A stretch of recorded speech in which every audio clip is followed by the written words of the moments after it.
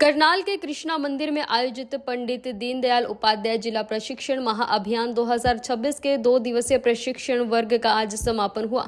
समापन सत्र में केंद्रीय ऊर्जा, शहरी एवं आवास मंत्री मनोहर लाल मुख्य अतिथि के रूप में पहुंचे। कार्यक्रम में कार्यकर्ताओं के उत्साह के बीच केंद्र सरकार की जन कल्याणकारी योजनाओं, संगठन की मजबूती और जनता से सीधे जुड़ाव को लेकर विस्तृत चर्चा की गई। इस दौरान केंद्रीय मंत्री ने प्रदर्शनी का अवलोकन भी किया और कार्यकर्ताओं को सरकार की योजनाओं को घर घर पहुंचाने का संदेश दिया। इसी बीच मीडिया से बातचीत में केंद्रीय मंत्री मनोहर लाल ने कहा कि संगठन की मजबूती कार्यकर्ताओं के निरंतर प्रशिक्षण और जनता के बीच सक्रिय संवाद से आती है।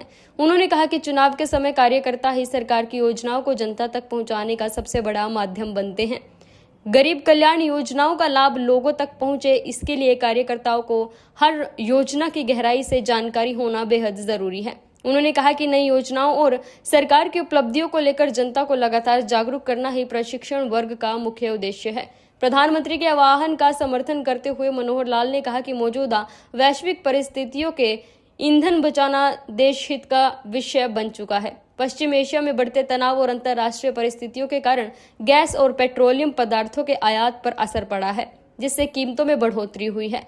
उन्होंने कहा कि देश की सबसे बड़ी विदेशी मुद्रा तेल आयात में खर्च होती है। ऐसे में जहां संभव हो वहां वर्क फ्रॉम होम अपनाना समझदारी और जिम्मेदारी दोनों है। उन्होंने कहा कि कोविड काल में देश ने तकनीकी की ताकत को महसूस किया और वर्चुअल कार्य प्रणाली को सफलतापूर्वक अपनाया। हालांकि उन्होंने स्पष्ट किया कि जो कार्य ऑन साइट जरूरी हैं उन्हें बाहर जाकर ही करना होगा, लेकिन जो कार्य घर से संभव हो उन्हें घर से ही करने की आदत विकसित करनी चाहिए ताकि ईंधन की बचत हो सके और ट्रैफिक का दबाव भी कम हो।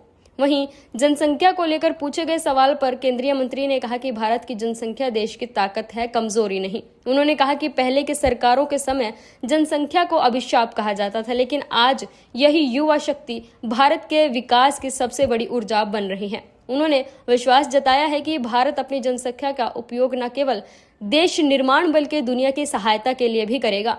राजनीतिक सवालों पर जवाब देते हुए केंद्रीय मंत्री मनोहर लाल खट्टर ने कहा कि हल्के अंदाज में भूपेंद्र हुड्डा जिस उम्र में आज हैं उस उम्र में पहुंचकर वे राजनीति से संन्यास लें, लेकिन क्योंकि हुड्डा उम्र में उनसे बड़े हैं, उनके इस बयान के बाद राजनीतिक गलियारों में चर्चा तेज हो गई है। नीट परीक्षा विवाद पर केंद्रीय मंत्री ने कहा कि ऐसी घटनाएं बेहद दुर्भाग्यपूर्ण हैं और विद्यार्थियों के भविष्य से खिलवाड़ किसी सूरत में स्वीकार नहीं किया जा सकता। उन्होंने विद्यार्थियों से धैर्य बनाए रखने की अपील की और कहा कि इस घिनौने खेल में शामिल किसी भी व्यक्ति को छोड़ा नहीं जाएगा। दोषियों के खिलाफ सख्त कार्रवाई सुनिश्चित की जाएगी।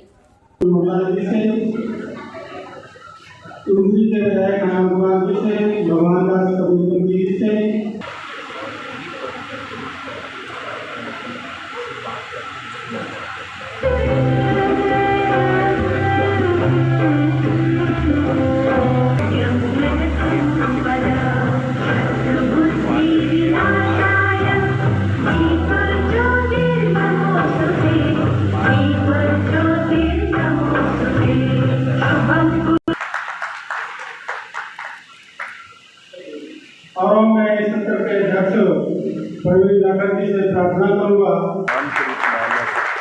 धार्मिक ग्रंथ दिया जा रहा है। केंद्रीय मंत्री मनोहर लाल बीजेपी के जिला अध्यक्ष आज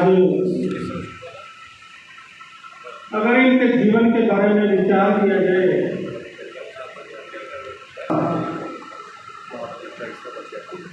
और उसमें देश प्रेम की भावना का जो जागरण इनके अंदर अध्यक्ष हो, पोलिंग एजेंट हो, मंडल अध्यक्ष रहे, जिला के उपाध्यक्ष रहे और आज हमारे बीच में जिला अध्यक्ष के रूप में है। प्रमुख कार्यकर्ताओं की टीम बैठ करके समय समय विचार करती है। प्रदेश सरकार के विषयों पर, केंद्र सरकार के विषयों पर, पार्टी के विषयों पर, सब विषयों पर अलग अलग अधिकारी आते हैं और विषय पर अपना बात रखते हैं और सबकी जानकारी में वैसे तो बहुत कुछ होता है, फिर भी एक रिवीजन हो जाता है सबका। आज एक सत्र मेरा इस जिला स्तरीय करनाल के कार्यक्रम में मैं आया था, तो जिसमें केंद्र सरकार की हमारी योजनाएं और उसमें भी खास करके गरीब कल्याण की योजनाएं क्या क्या है, इस विषय पर सामान्यतः तो मैंने हमेशा देखा, आज भी देखा है कि बहुत बातें हमारे कार्यकर्ताओं को पहले से पता होती हैं। सब लोग अपने क्षेत्र में भी दूसरे प्रदेशों में या अपने प्रदेश के अंदर और स्थानों पर चुनाव के समय जब जाते हैं तो जनता को घर घर जा करके इन विषयों पर बात रखते हैं, ताकि जनता को वो चीज़ें बार बार याद आ सकें। और कुछ नई योजनाएं होती हैं जिसका जनता को लाभ हो जाता है उससे, तो ऐसे विषय पर अपने कार्यकर्ताओं का प्रशिक्षण करने के लिए, और आज का ये कार्यक्रम है, एक अच्छा सुंदर कार्यक्रम कल से चल रहा है, आज शाम तक ये चलेगा। सर, आपने भूपेंद्र सिंह हुड्डा को कहा संन्यास लेना चाहिए, उन्होंने कहा कि आपकी उम्र हो गई है, आपको संन्यास ले लेना चाहिए।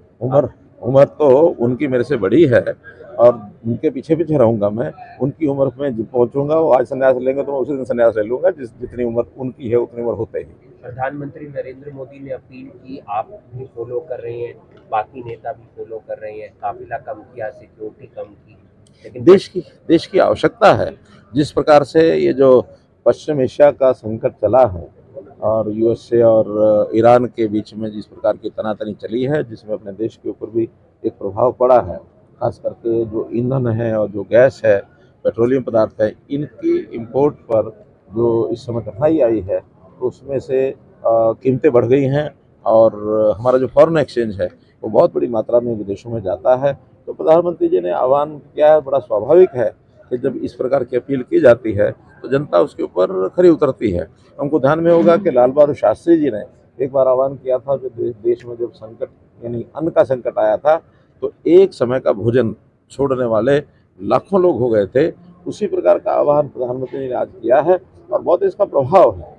पार्टी लेवल से ऊपर उठ करके भी लोगों ने अब इसके ऊपर चलना शुरू किया है और मैं समझता हूँ इसका जो अच्छा परिणाम है वो सामने आएगा। वर्तमान कह रहे हैं कि वर्क फ्रॉम होम कह रहे हैं प्रधानमंत्री, लेकिन खुद बाहर जाकर काम कर रहे हैं क्योंकि वो विदेश यात्रा पर। देखिए, कोई काम अगर वर्क फ्रॉम होम से नहीं किया जा सकता उसके लिए जाना ही पड़ेगा। बहुत से समाज में भी ऐसे काम हैं जो ऑन साइट करने जरूरी हैं, तो ऑन साइट ही जा करके करेंगे। जो काम वर्क फ्रॉम होम किया जा सकता है केवल उसी के लिए आह्वान किया है। अब आज मैं यहाँ प्रशिक्षण वर्ग में आया हूँ, ये काम वर्क फ्रॉम होम नहीं हो सकता। तो वर्क फ्रॉम होम में करने वाले जो नियमित काम, दैनिक काम हैं जो किए जा सकते हैं वो करने चाहिए। ऐसा कोई अनिवार्यता, कोई बंधन किया ऐसा नहीं है, लेकिन उस पर प्रयत्न करना चाहिए। मैंने कोविड के समय करके देख लिया है कि कोविड के समय बहुत काम वर्क फ्रॉम होम में ही यानी करने का एक स्वभाव भी बना। हमने उसको उपयोग किया, टेक्नोलॉजी का उपयोग किया, यानी वर्चुअल बैठकें भी हमने की। तो वर्किंग इस प्रकार की आवश्यकता पड़ने पर किया जाता है। आज ये आवश्यकता है तेल बचाने की, गाड़ियाँ कम करने की। अगर ये आवश्यकता नहीं रहेगी तो फिर जा सकते हैं कहीं भी। जनसंख्या में नंबर 1 पर है। चंद्रबाबू नायडू कह रहे हैं कि तीसरा बच्चा करो 30,000 रुपये ले लो, चौथा बच्चा करो 40,000 रुपये ले लो। उनका अपना एक विचार हो सकता है, लेकिन हमें कोई दिक्कत नहीं है। आज जनसंख्या 1 पर भी है, तो ये हमारी जनसंख्या ये हमारे लिए एक एसेट है, हमारे लिए कोई अभिशाप नहीं है। कभी कांग्रेस के समय में लोग कहा करते थे कि जनसंख्या अभिशाप है। हमारी जनसंख्या हमारे लिए एक एसेट है और इसका उपयोग अपने देश के निर्माण में भी और दुनिया के सहयोग सहायता में भी हम करेंगे। हमारा देश बल से जीत मिली है, कांग्रेस दोबारा मंथन कर रही है, इसको किस तरह से देखते हैं? मैंने वो विषय इसी विषय पर कहा था हुड्डा जी के बारे में। सफाई कर्मचारियों को पक्का करने की बात करी है सर, हरियाणा सरकार ने। सफाई कर्मचारियों को बात करने, ये हरियाणा सरकार के कोई प्रोग्राम है तो बताएं। ऐसे विषय आते हैं, घटनाएं हो जाती हैं, दुर्घटना में बदल जाते हैं। वो अच्छा नहीं हुआ है, वो पहले भी अच्छा नहीं हुआ और आगे भी। मैं तो अपील करूंगा विद्यार्थियों से कि ऐसा कोई विषय आता है उसको बड़े साहस के साथ, बल के साथ उसका सामना करना चाहिए। और नीट परीक्षा अगर मान लो रद्द हुई है तो दोबारा से नीट परीक्षा तो बहुत जल्दी होगी ही, लेकिन जिन लोगों ने जिन्होंने काम को अंजाम दिया है उनको बख्शा नहीं जाएगा। उसके लिए एक कमेटी बन गई है, विषय CBI को शायद चला गया होगा और उसके ऊपर कार्रवाई होगी।